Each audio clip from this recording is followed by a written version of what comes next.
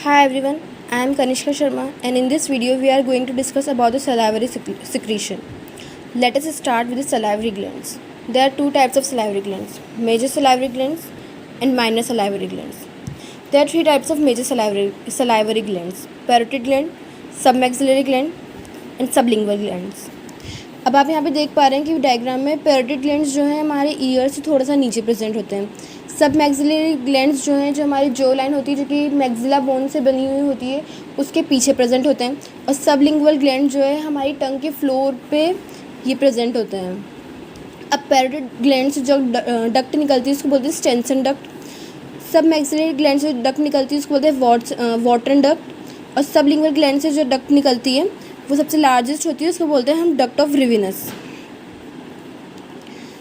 अब parotid gland जो होते हैं सबसे ज़्यादा लार्जेस्ट ग्लैंड होते हैं और ये 25% सलाइवरी सेक्रेशन में कंट्रीब्यूट करते हैं। सबलिंगुअल ग्लैंड स्मॉलेस्ट होते हैं 5% कंट्रीब्यूट करते हैं और सब मैक्सिलरी ग्लैंड्स जो होते हैं 70% कंट्रीब्यूट करते हैं।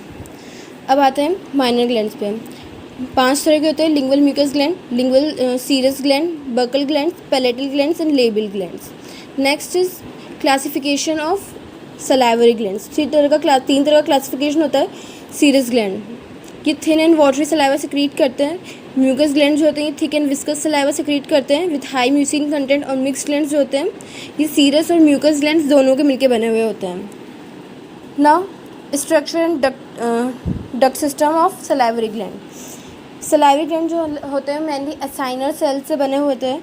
ये असाइनर सेल्स जो होते हैं इनसे एक डक्ट निकलती है जिसको हम बोलते हैं इंटरकैलेटेड डक्ट। ये आगे जाके ये से बहुत सारी डक्ट जुड़ती है और आगे जाकर के इंट्रालोब्युलर डक्ट बनाती है और इंट्रालोब्युलर डक्ट आगे जाके इंटरलोब्युलर डक्ट बनाते हैं और इंटरलोब्युलर डक्ट आगे जाके मेन डक्ट बनाते हैं।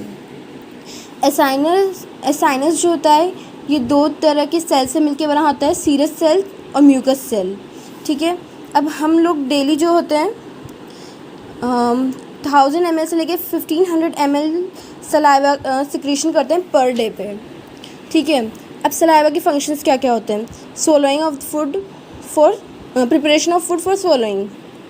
ठीक है, अब कैसे प्रिपेयर करता है, जैसे ही हम लोग खाना खाते हैं तो सलाइवा का सिक्रीशन होना शुरू होता है जिसकी वजह से जो सॉलिड फूड हमने कंज्यूम किया है वो जो ना लिक्विफाइड हो जाता है और इसको सोलो करना आसान हो जाता है। एप्रिसिएशन ऑफ टेस्ट, जो सलाइवा सिक्रीट होता है वो हमारे टेस्ट बड को एक्टिवेट कर देता है।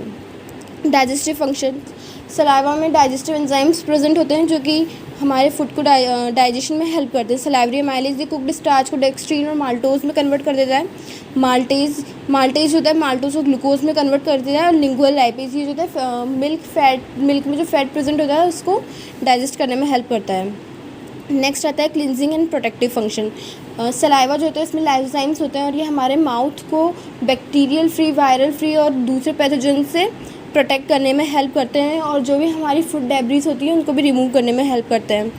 रोल इन स्पीच, अगर सलाइवा ना हो हमारे ऑरल कैविटी में, हमारे माउथ में, तो हमारा जो ऑरल कैविटी है वो ड्राई हो जाएगा और इस वजह से हम बोलने में हमें बहुत प्रॉब्लम होगी। तो ये हमारी ऑरल कैविटी को लुब्रिकेट करता है और हमें बोलने में हेल्प करता है। एक्सक्रीटरी फंक्शंस, सलाइवा में जैसे नेफ्राइटिस, जो अगर किसी को नेफ्राइटिस है तो इस टाइम पे हमारी सलाइवा में यूरिया भी सिक्रीट होता है और दूसरी हैवी मेटल्स वगैरह भी जो है वो थोड़े थोड़े हमारे सलाइवा से सिक्रीट हो जाते हैं। अब रेगुलेशन ऑफ बॉडी टेम्परेचर, अभी ह्यूमन में तो बॉडी टेम्परेचर को रेगुलेट करने का सलाइवा का ऐसा कोई काम नहीं है, लेकिन एनिमल्स में जो है ये बॉडी टेम्परेचर को रेगुलेट करने में काफ़ी हेल्प करता है। अब कैसे हेल्प करता है, आपने देखा होगा कि जनरली कुत्तों और गायों के मुंह से सलाइवा जो है वो बाहर निकलता रहता है, तो ये जो सलाइवा होता है वो हीट लॉस करवाता है और उनके बॉडी टेम्परेचर को मेंटेन करने में हेल्प करता है। अब रेगुलेशन ऑफ वाटर बैलेंस, अब वाटर बैलेंस कैसे होगा, अगर आपने कम पानी पिया तो सलाइवा का सिक्रीशन कम होगा। सलाइवा का सिक्रीशन कम होगा तो आपका मुंह जो है उसमें आपको ड्राइनेस फील होगी जिससे आपको थ्रस्ट की वो होगी, आपको प्यास वगैरह लगेगी और आप वाटर कंज्यूम करोगे तो ये वाटर रेगुलेशन में भी हेल्प करता है इस तरीके से। Next is nerve supply to salivary glands. Parasympathetic fibres और सिंपैथेटिक फाइबर्स दोनों ही सलाइवरी ग्लैंड को अपनी सप्लाई भेजती है। पैरासिम्पैथेटिक फाइबर्स जो होते हैं ये सलाइवा सिक्रीशन को स्टिमुलेट करते हैं और लार्ज क्वांटिटी में वाटर प्रेजेंट होता है इस सलाइवा में। ये साइनस सेल्स को एक्टिवेट करते हैं और वैसोडाइलेशन कॉज करवाते हैं। जबकि सिर्फ सिंपैथेटिक फाइबर्स जो होते हैं ये भी सलाइवा को सिक्रीशन करते हैं, लेकिन यहाँ पर सलाइवा जो होता है ये थिक होता है और रिच ऑर्गेनिक कंस्टिट्यूएंट होता है। अब ये भी एसिना सेल्स को जो है एक्टिवेट करते हैं, लेकिन ये वैसे कॉन्स्ट्रिक्शन कराते हैं। अब पैरासिम्पैथेटिक सबमैंडिबुलर, सबलिंगुअल और पैरोटिड ग्लैंड को कैसे सप्लाई भेजता है। सबमैंडिबुलर और सबलिंगुअल ग्लैंड में ये स्टार्ट होता है पोन्स में, जो सुपीरियर सलाइवरी न्यूक्लियस प्रेजेंट होता है, यहाँ से ये स्टार्ट होता है और ये जाकर के सबलिंगुअल और सब मैक्सिलरी ग्लैंड को सप्लाई भेजता है। जबकि पैरोटिड ग्लैंड में ये स्टार्ट होता है इन्फीरियर सलाइवरी न्यूक्लियस से, जो कि प्रेजेंट होता है अपर पार्ट ऑफ मेडुला ऑब्लिंगेटा, और ये अपनी सप्लाई भेजता है पैरोटिड ग्लैंड्स को। अब सलाइवरी सिक्रीशन से क्या क्या डिसऑर्डर्स हो सकते हैं। एक तो हाइपोसलाइवेशन और हाइपर सलाइवेशन। हाइपोसलाइवेशन अगर टेम्प्रेरी है तो ये किस वजह से हुआ होगा, इमोशनल कंडीशन लाइक फियर, डर में भी आप लोग ऐसा कर देते हो। डिहाइड्रेशन हो तब भी हमारा माउथ सूखता है और हमें हाइपोसलाइवेशन हो जाता है, और फीवर वगैरह में भी हाइपोसलाइवेशन हो जाता है। लेकिन अगर परमानेंट है तो ये होता है सिलियोलोथोसिस से, Bell's palsy and congenital presence of hypoplasia. अब हाइपर सलाइवेशन जो होता है ये होता है ड्यू टू टूथ डिके और नियोप्लाज्म। छोटे बच्चे जब हम होते हैं तो हमारे जब दांत वगैरह टूट जाते हैं, सलाइवा का सिक्रीशन ज़्यादा होता है, ठीक है। अगर स्टमक में, ईसोफेगस में कोई अगर हमारे इंटेस्टाइन में कोई डिजीज़ हो जाए तब सलाइवा का सिक्रीशन ज़्यादा होता है। न्यूरोलॉजिकल डिसऑर्डर्स अगर हो जाए तो भी ज़्यादा होता है। फिजियोलॉजिकल एंड साइकेट्रिक कंडीशंस में भी होता है।